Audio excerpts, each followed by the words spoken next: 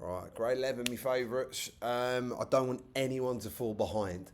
So it was pointing out today that Act 1 is about 50% of the entire play.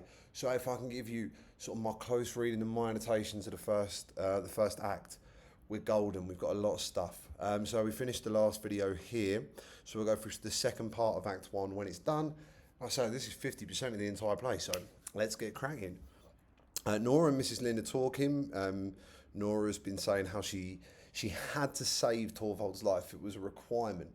If you look through some of the exploded quote, what I find interesting is that she positions herself as like having to do this, but she doesn't put herself as the subject. It's passive voice, so she's the indirect object that's not said.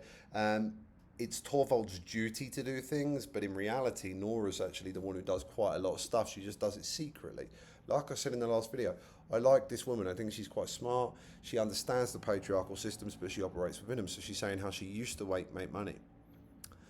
She borrowed this money to save his life, to send him to Italy when he had tuberculosis because it's dry air. She says, I found other ways of making money. Last winter, I was lucky enough to get a lot of copying to do, like copywriting. I locked myself and sat writing until quite late every night at night. Many a time I was desperately tired, but all the same, it was a tremendous pleasure to sit there working money. It was like being a man. This is a really, really important quote. Really short, easy. It was like being a man and a tremendous pleasure. These two things might be good for paper too, for instance. She was lucky enough to do this work. So these are great and really important quotes that we might need. And I know some versions of the translated text are a bit different. I know the version I've given you is a bit different to the one on Gutenberg. But it's similar. Essentially though, like this is really important stuff when it comes to gender, the idea that like women want to be able to do this thing, they want to have this economic independence, they like the feelings of agency that comes with masculinity, but they're denied it. How much have you been able to pay in that way? I can't tell you exactly. You see, it is very difficult to keep an account of a business matter of that kind. So she's not super adept in it all. I only know that I've paid every penny that I could scrape together. So the idea of scraping every penny, like that kind of diction tells you the desperation. Many a time I was at my wit's end. Then I used to sit here and imagine that a rich old gentleman have fallen in love with me. She smiles as she says this, and it's all in her imagination. There's the idea of like performance, and again, the dreams of men coming to save her. This is giving Blanche vibes as far as I'm concerned, from Streetcar Named Desire. You know, she's imagining it, and a man comes to save her. And it says a lot about gender. Who was it?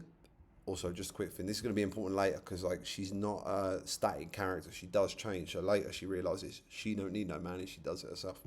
Who was it? Be quiet. That he had died, and that when his will was open, it contained, written in big letters, the instruction, the lovely Mrs. Nora Helmo is to have all I possess paid over to her at once in cash. But my dear Nora, who could be that man? Oh, good gracious, can't you understand? There was no gentleman. It was only something I used to sit here and imagine. It's a dream, the idea of being saved with money, of having that economic freedom, but it still has to come from a man.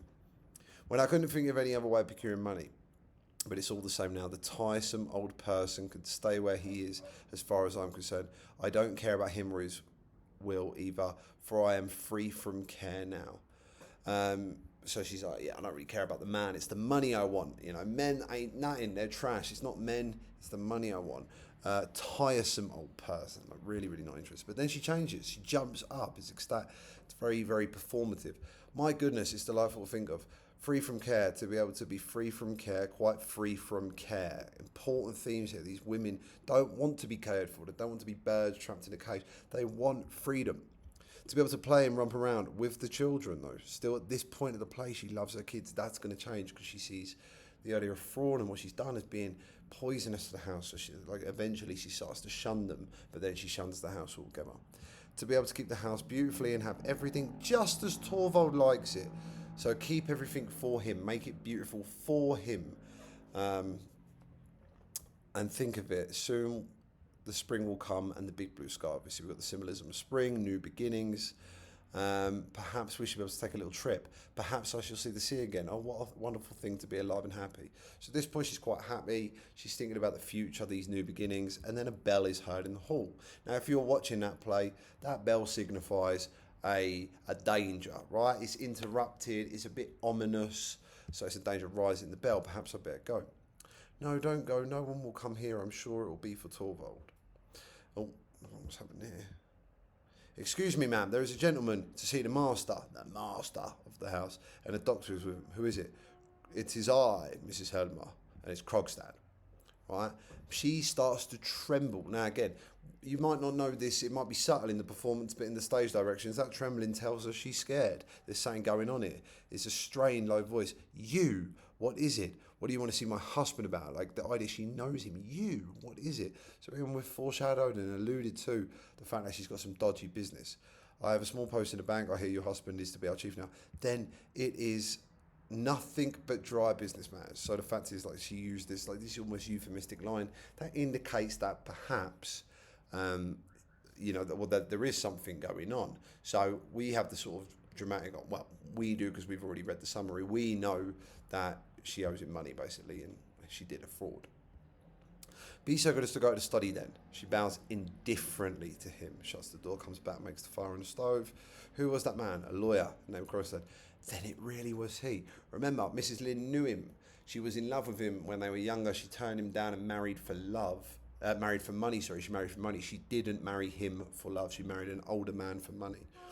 Do you know that man? I used to, many years ago. At one time, he was my solicitor's clerk in our town. She loved him. Yeah, he was. He has greatly altered. He made a very unhappy marriage. He's a widower now, isn't he? With several children. There now, it is burning up. So he's a widower, but he's got several kids. And there's just a bit of like insight. He wants to do right by his kids. He's not a bad fella. I don't mind Krogstad. A bit horrible, but he's not as bad as Torvald. They say he carries various kinds of business. That euphemistic thing that he's up to no good. Various kinds of business. Really? Perhaps she does. I don't know anything about it. She does. But don't let us think of business. It's so tiresome. Well, she's just been talking about business. But she's changing the subject now because these feelings of guilt, we know she owes him money and whatnot. So Dr. Rank, he's pretty rank, to be honest. He comes out to study. No, my dear fellow, I won't disturb you. I'd rather go into your wife for a little while because he loves her. I beg your pardon, I'm afraid I'm disturbing you too. No, not at all. Introduces, whatever. I've heard Mrs. Lim's name mentioned here. I think I pass you on the stairs. Yes, I go up very slowly. I can't manage stairs well. Some slight internal weakness. What weird thing to say. Now, a bit of context, Dr. Rank, right? Your man's got syphilis. It's an STI or an STD. It's a sexually transmitted disease. And he's obsessed with these moral diseases. When I say moral diseases, I mean like bad morality, things that people do in life that they get bad karma for, essentially. And that's perhaps because he's not a moral man himself. Like, obviously, he might be good in some ways, but he's got syphilis, so he's obviously been about a little bit. And it's alluded to quite heavily. And so when he says some internal weakness, he's really judgy. Rank represents this judgmental idea of society, looking on people and judging people. We'll see that in a minute, because he's super judgmental with Krogstad. He's a bit horrible as well. No, I've been overworking myself. Nothing more than that. And I suppose you have come to town to amuse yourself with our entertainments. Again, like the idea, well, not well, like you've come at a party. Again, quite judgmental. You're saying you've come at a party. Think of the historical context. It's the 19th century Europe. I've come here to work. Is it a good cure for overwork? One must live. Important ideas about class here. In the context, we have to survive. The general opinion seems to be necessary. You want to live. Now, I think in some translations, he even says something along the lines of he's quite judgmental of people who live off the state in some translations, so be aware of that. You want to live. However wretched I may feel, the word wretched has got quite religious connotations, but how sick and disgusting I feel, I want to prolong the agony as long as possible. He's a martyrdom. He's a martyr. He's like, oh, I'm suffering, I've done a bad thing, but I'm going to endure it because I deserve it. All my patients are like that. And so are those who are morally diseased. Very important. Super short quote. Morally diseased. We're talking about the idea of the society and how we judge people and class systems and morality, and morality being a social construct. Like, where do our morals come from? And in this society, someone who commits fraud is like morally diseased. They're disgusting. They're a leper. They should be kicked out of society. Like Helmer. Not Helmer, like Krogstad. Like this man who is with Helma. Sorry, that's Krogstad. That's my bad. He's a bad case, he calls him. What do you mean? A lawyer of the name of Krogstad, a fellow you don't know at all. He suffers from a diseased moral character. But even he began talking of its being highly important that he should live. Did he? What do you mean? What did he want to speak to Torvald about? I have no idea. I only heard it was something about the bank. I don't know. What's his name? Krogstad had. I don't know this. What's his name? So she's playing ignorant. I don't know this. What's his name? Now we know she does, and the audience knows she does. So by this point, there is dramatic irony in that we know there's something going on here. Yes, he has some appointment there. I don't know whether you find it also in your part of the world, but there are these certain people who go zealously, again religious connotations, snuffing about to smell out moral corruption, and as soon as they've found some, put the person concerned in some lucrative position where they can keep an eye on him. So there's some sibilance in this, which makes him sound like a snake, makes him sound quite evil, makes Krogstad sound quite evil. And he's like, they smell out moral corruption. They put them in some lucrative position. They what do you call it? Bribe them. They manipulate them. Healthy natures are left out in the cold. Still, I think those who are sick. This is it. I think those who are sick need taken care of. Shrugging his shoulders. Now that imagery is very indifferent. Think about those who are sick, the weakest in society, need the most taken care of. And he's just like, ugh, there you are. That sentiment is turning society into a sick house. Now, one of the really important things we spoke about in class today was, like Streetcar, in A Streetcar Named Desire, Blanche is objectively the protagonist. She is the protagonist, right? And Stanley is the antagonist. He is the conflict. He is the thing that stands in our way. But if you apply a Marxist lens, if we look at class and we look at Stanley perhaps being the protagonist, the hero, and again, I know I'm separating this from the gender stuff. He's a horrific human being. But let's say he's the hero, then Blanche becomes the antagonist. She's the conflict for him. She's the person who comes in his life. She's super antagonistic. She's critical. She's judgmental. She's a bit horrible to him. And she reinforces old traditions of class, which will never allow Stanley to have this upward social mobility. So through that lens, there is an interesting commentary on class, right? When we flip this. Now, again, I have to state this. That's not the official book. That would be reading it against the grain, so to speak, but it's still an interpretation, and we can still justify that, and I'll talk about that more in class. But this is interesting. So in this story, Rank, Torvald, and even Mrs. Lind, they might, to a degree, represent the antagonistic forces. If we look at Krogstad being the protagonist, like look at all these ideas about the weakest in society. We should get rid of them. Shrug shoulders. We're indifferent towards the lower classes. We're indifferent towards the sick who need most taken care of. Giving them help is turning society into a sick house. The moral thing here is that people should work hard, and if they work hard, they'll be okay. And if they don't do anything bad, then life will be good, right? Like that's their moral conviction. But we've got Krogstad. I'll continue this thought in a bit, so I'm rambling loads. Why do you laugh at that? Have you any notion of what society really is? What do I care about tiresome society? I'm laughing at something different. She's laughing because she's the same as Krogstad, like really. We'll see that in a bit. She's the same and she's in a bad position. And so him like laughing at not helping people, it's like, yeah, he's kind of laughing at her. Tell me, Dr. Rank, are all the people employed at the bank dependent on Torvald? Is that what you find so extremely amusing? That's my affair. It's perfectly glorious to think that that Torvald has. So this kind of, again, subtly suggests that she knows what she's doing. She knows her power within the house. She knows she's still trapped, like a bird in a cage, like a doll in a house. There's patriarchy. But she's not dumb. She can have some control. So much power over so many people. Takes the packet from her pocket. Dr. Rank, what do you say to a macaroon? Remember, these are an important symbol of how she has to hide stuff, perform, how she's in a controlling household. What? Macaroons? I thought they were forbidden here. Forbidden fruit. Yes, but these are some Christine gave me. No, they're not. That's a lie. What? Yep, that's a lie. Oh, no, well, don't be alarmed. You couldn't know that Torvald had forbidden them. All right, so she lies, and then she's like, Torvald forbids them in the house. Super controlling. She has them anyway. Small breakings of the rules. I must tell you that he's afraid they'll spoil my teeth. But one Once in a way, that's so, isn't it, Dr. Rank? By your leave. She puts some macaroon into his house. Very flirty. There's a lot going on with these two. Keep an eye on them. You must have one too, Christine, and I shall have just a little one or most two. Again, this kind of gives Blanche, with that alcohol at the beginning of Streetcar. She's like, oh, I'll just have one drink. I'm not really a big drinker, and she is. But she has to hide it. And this is very similar. That symbolism of the alcohol in Streetcar and the macaroons here, very similar. I'm tremendously happy. There is just one thing in the world that I should dearly love to do. What is that? It's something I should dearly love to say if Torvald could hear me. Why can't you say it? No, I daren't. It's so shocking. Shocking? Well, I should advise you not to stay. It's still, with us you might. What is it so much you'd like to do? I think I'd love to just say, well, I'll be damned. She wants to swear. That's it. I think I'd love to just say, I'll be damned. It's the 19th century. I get it. It's nothing by today's standards, but she's swearing. Are you mad? Nora, dear. Say, here it is.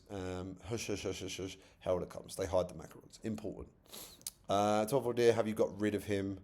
Yeah, he's just gone. Let me introduce you. This is Christine who's come to town. Christine, excuse me, but I don't know. Mrs. Lind, old friend. We've known each other since then.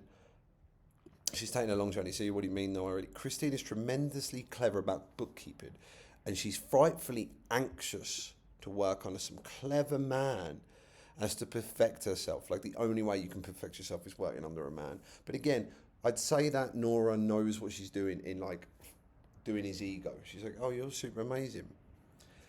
So when I heard you were appointed manager, the News Telegraph, she travelled here. Torvald, can you help her? For my sake, won't you help her? It's not impossible. I presumed you are widowed, because why else would you be wanting to work? If you're single, you should be going out looking for a husband. And if you're married, you should be at home looking after the house. So a small bit, but there you go. Do you have some experience bookkeeping? Yeah, fair man. It's very likely I might be able to find you something. Clapping her hands like a kid. Lots of infantilizing imagery. What did I tell you? What did I tell you? You have come at just a fortunate moment. There is no need to thank, blah, blah, blah. Wait a minute, I will come with you. Don't be long away, Torvald, dear, about an hour. Are you going to, Christine? Yes, I must go. We can walk down the street together. All this, let's get through it quickly. They all leave. They'll come back in the evening. You can hear children's voices. They all go. She runs to the door. There they are. There they are. This is really important. At the moment, she loves her kids. Look how happy she is. Come in, come in. Oh my God. She kisses them. You sweet blessings. Look at them. She loves her kids at this point. Rank, Helma, Christine all leave. The kids come forward. And they're like, how fresh you are. Oh my God, like apples and roses. I'm not going to go into it. There's lots of like metaphors and imagery and stuff. But really, it's just like, wow, look how amazing you are. Right? There's a smothered laughter. Nora hides under the table. They're playing. They're laughing. There's a semantic field of happiness in this section, in a few words. She's proper happy with her kids. And then Krogstad comes back. She turns around on her. Oh my God, what do you want? Excuse me. The door was ajar. Now I want you to remind you, 19th century, the idea of a man being in the house with a woman who's married, it's not his wife. Like, this is a big deal. It's not small. Like, him going in the house without a husband there, not cool in this part of history. My husband is out, Mr. Krogstad. I know that. What do you want then? A word with you. With me, she goes to children. Go to the nurse. No, the strange man won't do any harm. We'll have another game when he's gone. So, yes, I do. Today, it's not the first of the month yet, so this definitely alludes to the idea she owes him money. We already know that because we did the summary, but she does owe him money. No, it's Christmas Eve. It will depend on what Christmas will have, like what you'll spend, right? And it will depend on yourself what sort of Christmas you will spend, right?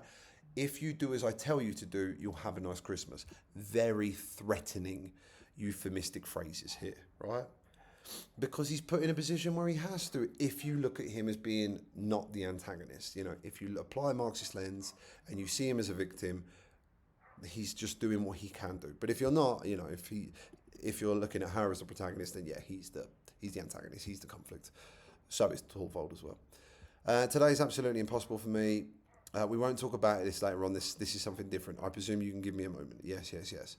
I was in the restaurant. I saw the lady, Mrs. Lind. Remember, he knows her. He loved her. They were in love. He wanted to marry her, but she married for money, not for love. She's a great friend of yours. She is, but I don't see. I knew her too once upon a time. I'm aware of that. Are you? So you know all about it. I thought as much. Then I can ask without beating about the bush. Is Mrs. Lynn to have an appointment at the back? What right have you to question me, Mr. Krogstad? You, one of my husband's subordinates. Look how she talks to him because he's of a lower position in the class structure because of her husband, right? But since you ask, you shall know. Yes, Mrs. Lynn is to have an appointment.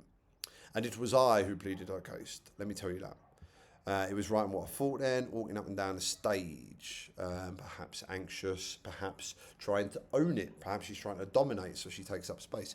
Sometimes one has only a little bit of influence, I should hope, because one is a woman. It does not necessarily follow that. When anyone is in a subordinate position, they really should be careful of avoiding offending anyone who has influence. Basically, I know I'm a woman, but I can still control my husband who has influence. Exactly. Mrs. Helmer, you will be so good to use your influence. So yeah, like definitely, she knows she's got power. And he's like, can you use that? What do you mean? You'll be so kind to see that I'm allowed to keep my subordinate position. And like, look at that. He has so much dirt on this woman, right? And you'll find out in a minute. And he's never asked for anything. And he's just saying now, I want to keep my subordinate position. Just don't fire me. I have a low position, just let me have it. What do you mean by that? Who proposes to take away from you? There is no necessity to keep up on pretense of ignorance. Basically, Mrs. Lind, I can't understand too, whom I have to thank for being told off. So it's like, Mrs. Lind's going to take the job. Come to the point. The time has come when I should advise you to use your influence to prevent that. But Mr. Craig said, I have no influence. Haven't you? I thought you just said yourself now. Naturally, I did not mean you to put the construction on it. What should I make you think I have any influence at all? My husband, she's backtracking, whatever. I've known your husband from student days. I don't suppose he's any more unassailable than other husbands. The implication is that all men are kind of controlled by their wives, right? You know, and he's not even saying it critically. He's just like, look, you're his wife. Like, you have some power in the house. It's just like a kind of soft power. If you speak slightly of my husband, I'll kick you out. You are bold, Mrs. Helmer. I'm not afraid of you any longer. As soon as the new year comes, I shall in a very short time be free of this whole thing. I'll pay it off all the money. Listen to me. I'm prepared to fight for my small post in the bank as if I were fighting for my life. Yeah? The necessity is almost like animalistic, the position he's been put in because of the class structures, capitalism, perhaps because of the morals and the society ostracizing him and kicking him out for fraud. You find out in a minute. It's not only for the sake of money. Indeed, that's the least important thing to me. Well, I may as well tell you, my position is this. I dare say you know, like everyone else, that many years ago, I was guilty of an indiscretion. He committed fraud. I'm telling you that now. I think I've heard something on the kind. The matter never came to court. This is super important because it's the people's court. So our big question here is like, what is morality? In class today, I basically said, if you're starving, is it okay to steal? Or even better yet, is it okay to steal from a big supermarket like Karuya or from Steve Jobs' bakery, right? Not Steve Jobs, Jeff Bezos' bakery. I'm like, no, that's against the law. I'm like, all right. But back in the old, and I say it sometimes, back before 1865, you know, there were laws about keeping slaves. Was it okay to have a slave? Well, no, it's not okay. Well, there you go. So now we have this question of like law, morality. Is there objective goodness? Is there moral relativism?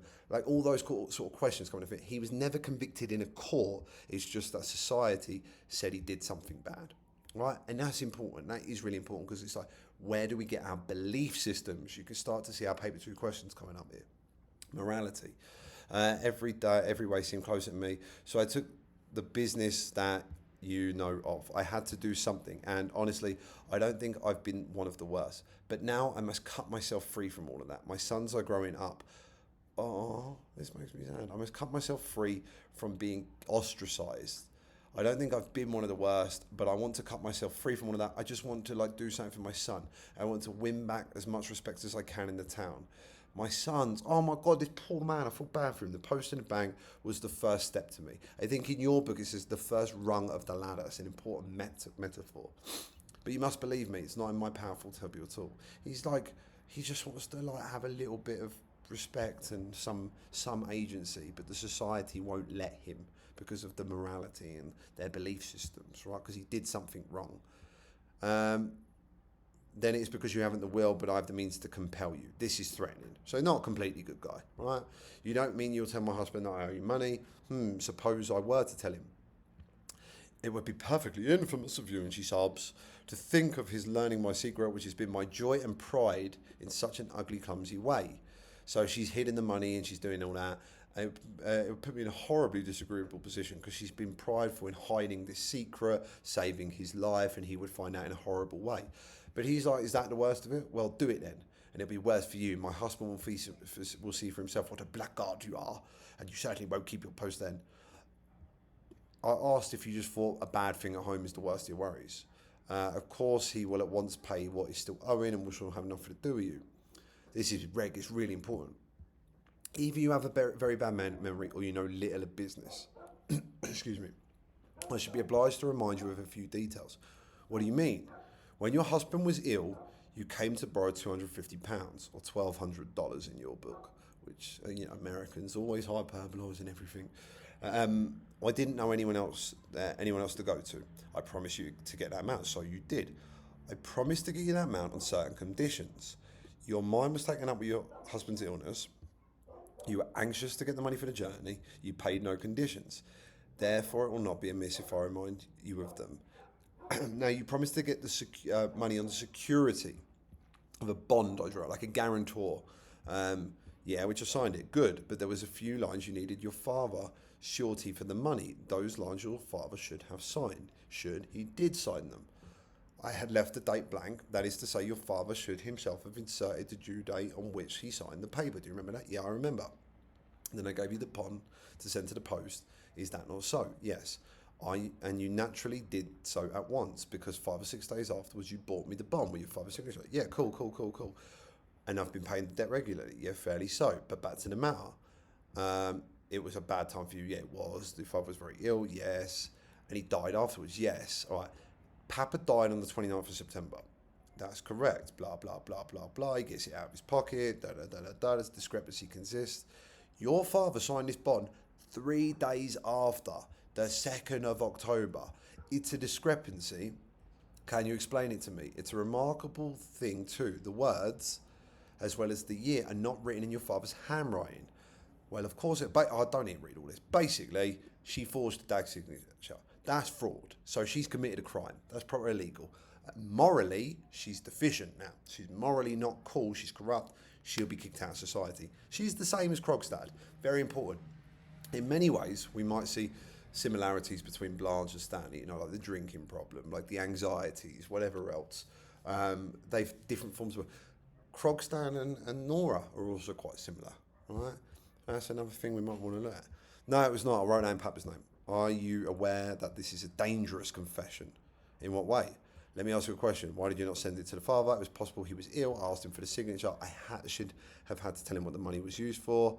I couldn't do that, blah, blah, blah. It would have been better if you had given up your trip was abroad. No, I had to save my husband's life. I couldn't do that.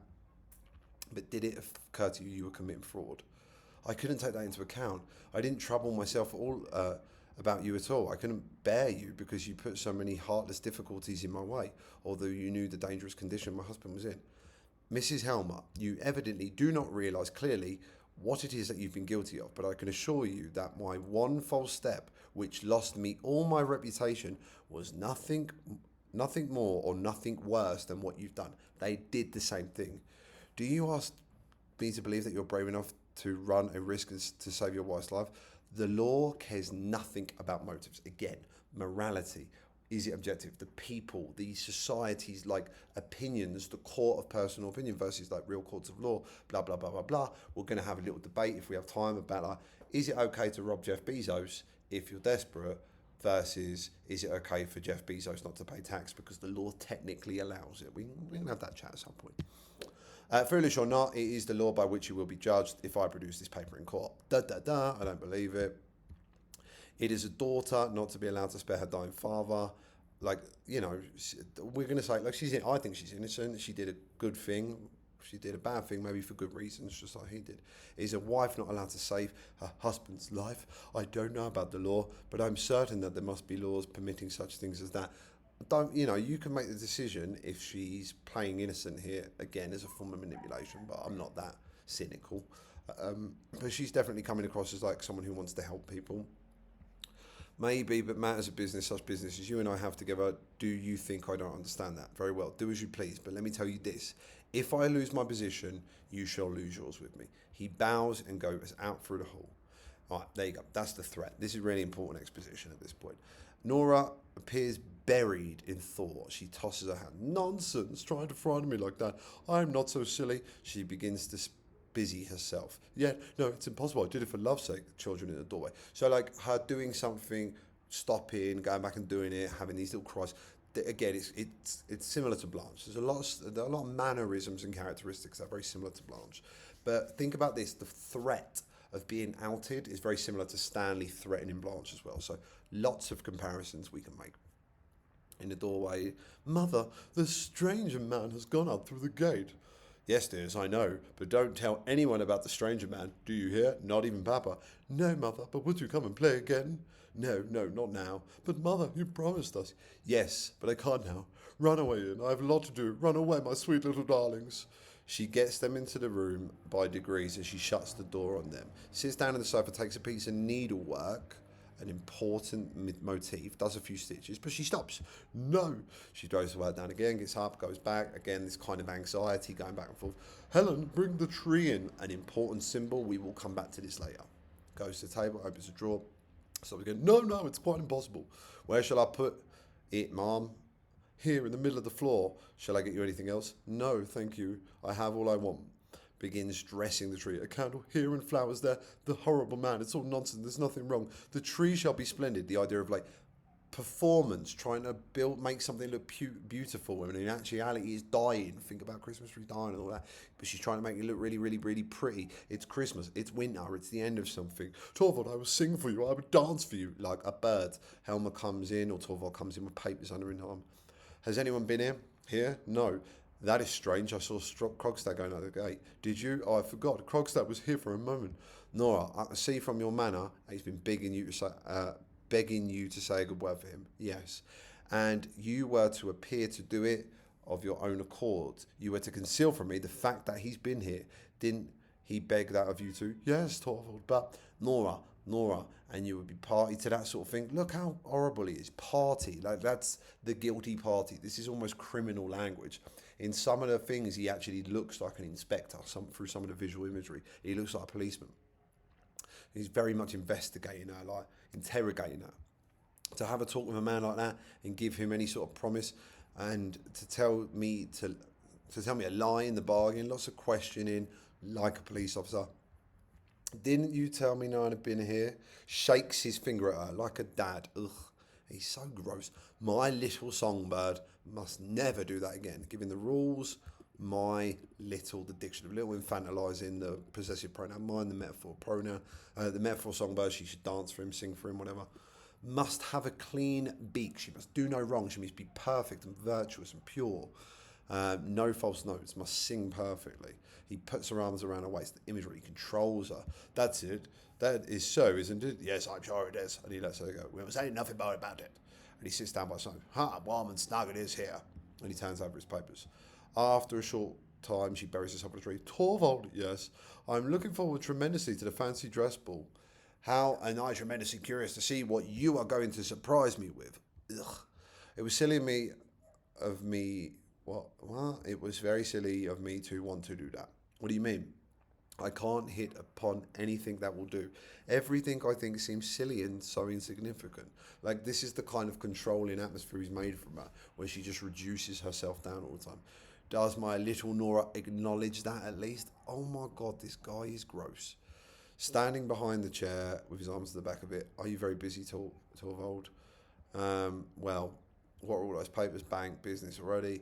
I have got authority from the retirement manager to undertake the necessary, like all this language makes him seem important, changes in staff, the rearrangement of work, and I must use Christmas for that week to have everything in order for the new year. That is why this poor Krogstad, and she strokes his hair, right? So she's quiet, she's playing a role, she knows what she's doing. If you hadn't been so busy, I'd have asked you for a big favour. What does that tell me? There is no one who has such good taste as you, and I do so want to look nice for you at the ball. Torval, couldn't you take me in hand and decide what we should go as or what sort of dress I shall wear? Aha, so my little obstinate little woman is obliged to get someone to come to her rescue. Yes, Torvald, I can't get along a bit without your help. Very well, I will think it over. Oh, look at that, So she's playing the role. I'll think it over. We shall manage to hit upon something. How should I dress for you? How should I perform for you? Very important. And again, link the idea of performance maybe to Blanche. It's very nice of you. Goes up to Christmas tree. How pretty red flowers will look. But tell me, is it something very bad that Krogstad was guilty of? Remember, dramatic irony. They did the same thing. We know that. He forged someone's name. Have you any idea what that means? Isn't it possible that he was driven to by necessity? Yes. Or as in so many cases, by imprudence. I'm not so heartless as to condemn a man altogether because of a single false step of that kind. No, you wouldn't, would you, Torvald? Many a man has been able to retrieve his character if he openly confessed his fault and taken his punishment. Like, again, he wants him to prostrate. It's really religious. It's super weird. He wants him to, come and prostrate, almost like one would do in front of, maybe Jesus or the church or, a priest or something like that. It's a punishment. But Krogstad did nothing of the sort. He got himself out of a cunning trick. It just wasn't prosecuted. Come on, bro. But do you think it would? Just think of how a guilty man like that has to lie and play the hypocrite with everyone. How he has to wear a mask in the this is important, hypocrite, because Torvald is a massive hypocrite, by the way. How he has to wear a mask in the presence of those near and dear to him, even of his wife and own children. And about the children, that is the most terrible part of it all, Nora. It's super important. Everyone's a hypocrite, right? Dr. Rank has got syphilis and he loves Nora, right? Helmer, awful human being, can't stand him. The idea of wearing a mask as well, performance. But then what they do to the children, think about the children in front of his wife and children. But to her, we've got that dramatic irony, she's doing it to her husband and children. How? Because such an atmosphere of lies infects and poisons the whole life at home. Important. Yeah, lies infect, they poison. Easy quotes to remember for paper 2. Each breath the child take in such a house is full of germs of evil. Again, easy thing to do. Are you sure of that? My dear, I've seen it often in the course of my life as a lawyer. Almost everyone who has gone bad has had a deceitful mother. Yeah, what a awful bloke, man. I hate this geezer. But you're always blaming it on women, right? It's very religious, this play. And you've got this idea of all sin comes from woman, like Adam and Eve. I don't know, saying there. Why do you only say mother? She calls him straight out. It seems most commonly to be the mother's influence, though naturally a father's bad father would have the same result. Every lawyer is familiar with this fact. Krogstad has been persistently poisoning his own children with lies and dissimulation. That's a cacophony to add to his aggressive tone. Easy thing to analyse. That is why I say he's lost all moral character. That is why my sweet little Nora must promise me not to please his cause. Give me your hand, large child. Come, what is this? Give me your hand. There, now that's settled. I assure you, it would be quite impossible for me to work with him. I literally feel physically ill when I am in the company of such people. Again, irony. Bruh, that's your wife, man. But it's really, really important. Again, position Krogstad now as the hero, as the protagonist. I know he's not, he's absolutely not, but position him as it is. And look at how all these people are antagonistic forces. He just wants to have a rung on the ladder in this class system, but everyone stops him from doing it. These people who have power, resources, they are the bourgeois. We know that because of their house. We know that because of their imagery. They're the bourgeois, and they stop him from having this access to life, right? So we'll talk about it more in class, because I think it's quite an interesting thing. My thing I said was this, though. As good as it would be, I reckon it'd be the kind of exam, if you did that on an exam, it'd be the kind of thing you could get a really high grade or a really low grade. If you messed it up even a little bit, but if you did it well, it'd be pretty cool. I like the idea, but that's just me. How hot it is in here and how I have a lot to do. The little ones are begging. Oh, there you go. I must try and do this. I must think about your costume too. Costume, performing in, precious little singing bird, loads of stuff there, blah, blah, blah, blah, blah. But then look at the kids. Don't let them come near to me. You stay with them. Just pray if my little children poison my home. It's not true. It can't possibly be true. So that idea now has entered her brain, and she thinks that morality or immorality poisons everything around her. But immorality is socially constructed. Absolutely it is. There's all of that one. I hope that's cool. Hope we're on the same page. Sweet.